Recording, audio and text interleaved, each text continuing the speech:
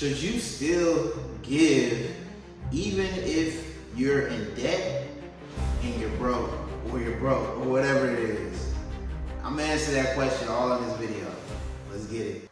Hey class, this is Sifon with the 5th core subject. Make sure y'all boys and girls open up your books to the chapter of wealth. Man, I hope y'all having a good week. I hope y'all eating good. I hope y'all are doing the things that you need to do that aligns with your goals. You're not just talking, you're doing. You feel me? So while we talking on doing, move yourself to that subscribe button and hit that subscribe button, like, share the video, because there's 60% of y'all, man, that are not watching this video. If 60% of y'all can like this video, can subscribe, we could actually hit 1,000 subscribers right now. If y'all all do this right now, we can hit 1,000 subscribers. We're trying to do that before the end of the year. We just hit 500, y'all. I'm surprised, man. But I'm not surprised. I know y'all have been showing love on all the videos. Y'all been doing y'all thing, man. So just share the movement. We're gonna get right into this video, man. I just want to answer the question: should you still give while you're in debt? And you don't have to watch 3 more minutes for you to get the answer. Yes. Yes, you should still give, even if you're $1 million, $2 million, $1 trillion in debt.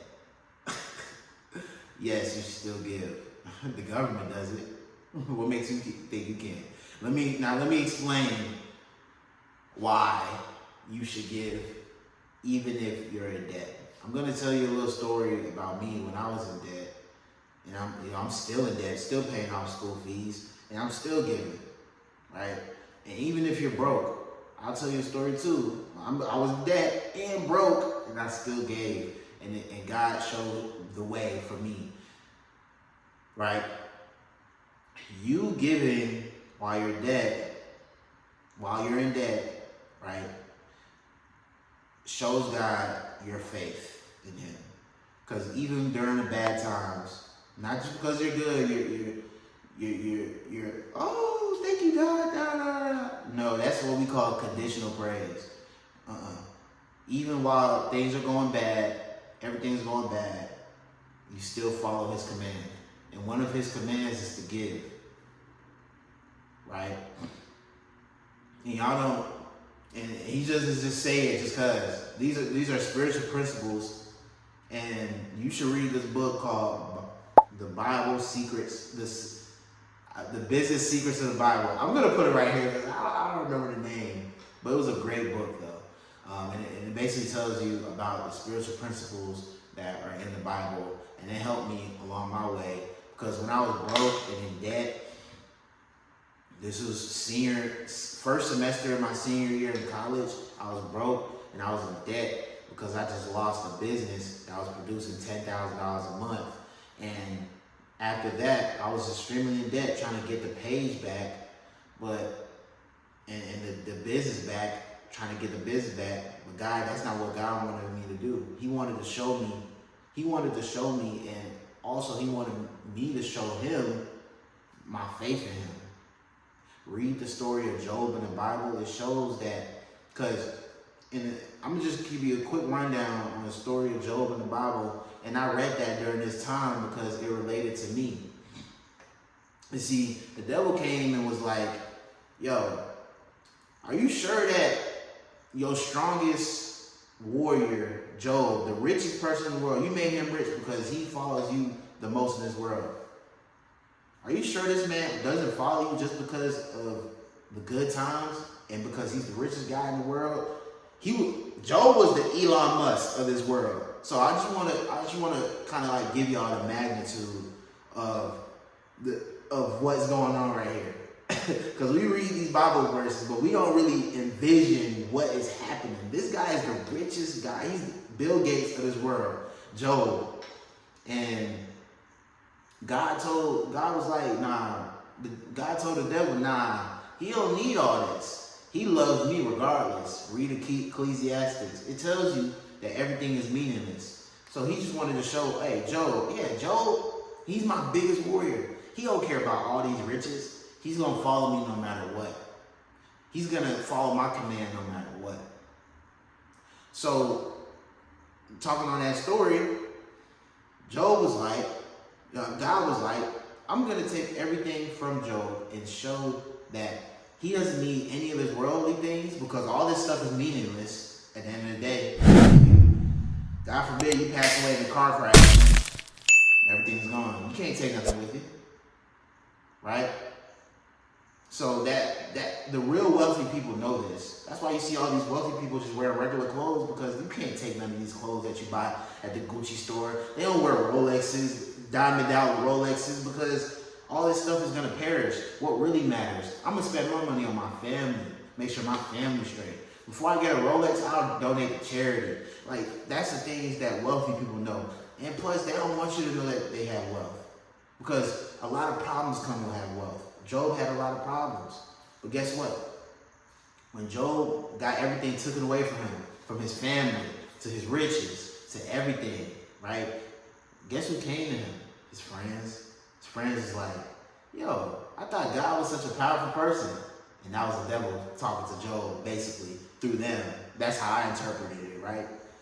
Yo, you said your God is so big, but he took everything away. He don't have nothing. He ain't even come to save you.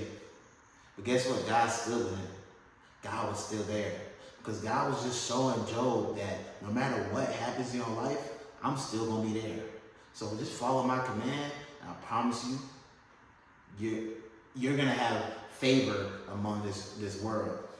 So Job did just that. He followed his command. And it was tough. It wasn't perfect for him. It wasn't perfect for Job.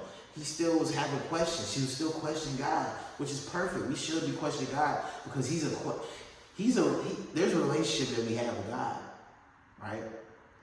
You know, we're humans. God knows that. He knows we're going to question him. Like my best friend that passed away, one of my best friends that passed away, I was questioning God, like, why did you take him away? And it was normal, because I was just going through a lot. Now I know that he's in a better place. But Job had to go through those sacrifices to know what it means to have God, what it means to have, because once he did follow his command, God made him exponentially richer than when he was before. He didn't even know that was possible. But everything is possible under God. So I just want to tell y'all, just by telling that story, I went through the same time. And during that time, that story of Job really spoke to me, because I was going through the same thing. You know, I was like, man, I got all this stuff going on. Like, why would I even give? Like I don't even have nothing, man. I don't got nothing in my bank account. What am I going to give? But the little I had in my bank account, man. And the way I set up my bank account is I have little tiny bank accounts. If you watch the last video, you know how I got SoFi. I use SoFi. So they have these little vaults. And I had this giving vault.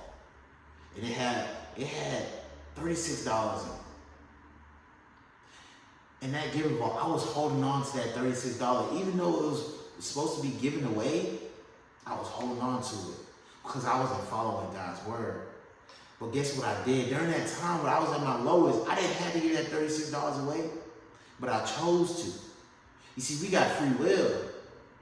We choose to follow him, right? We choose to follow the right things to do. So I gave that $36 away during that hard time. And God blessed me. That same week that I lost 10,000, go watch my video. I made a whole video about that story where I lost 10,000, and I made it all right back in the next week. After I gave that $36. $36. See, God math ain't your math. Just because you give $36 ain't mean you don't get $36 back. Nah, he got way more planned for you. That $36 could have gave me $1 million, but maybe I wasn't ready yet. But y'all gotta understand, when y'all give, man, these are relationships y'all building. Because once you give, you get a giving heart. You're just not receiving all the time. If y'all liking this video, make sure y'all like, subscribe, all that. Get a movement. But if you're giving, man, you have a giving heart. You're not just taking, right? And people are attracted to that energy. People are attracted to that spirit. And not only that, God sees your faith. Like, damn, even during this hard time, he still followed me. I'm going to bless him even more. And that's why I had to learn. But I had to learn that right now when I'm at the bottom. So when I'm at the top, I'm going to give even more. Right? So if you're in debt, I help people get out of debt. Right? So I help people connect them with the right person to get them out of debt in a fraction of the time. Right? You see right here, it said I was going to pay 50 years for my debt. I got it all the way down to 9 years. Way less than I was going to do at my rate. Right? If you want to see if this is something that's right for you, go in the link in the description. Book a one-on-one call with me. I'll connect you with the right people to talk about that. But I just want to tell y'all, man, it's going to be tough. I know it's tough. It's a tough decision. Life is made out of decisions. But the decisions that you made in the past is what led you to the present. And if you keep making the same decisions, you're going to end up the same for your future. So I just want to tell y'all, man, I don't care if you got $10 in your bank account, man, give it. Give $1. Give 10% is the baseline. Just give 10%. God sees you. God sees you working. He's there. Don't give up. Keep going. You're going to make it through. I love you.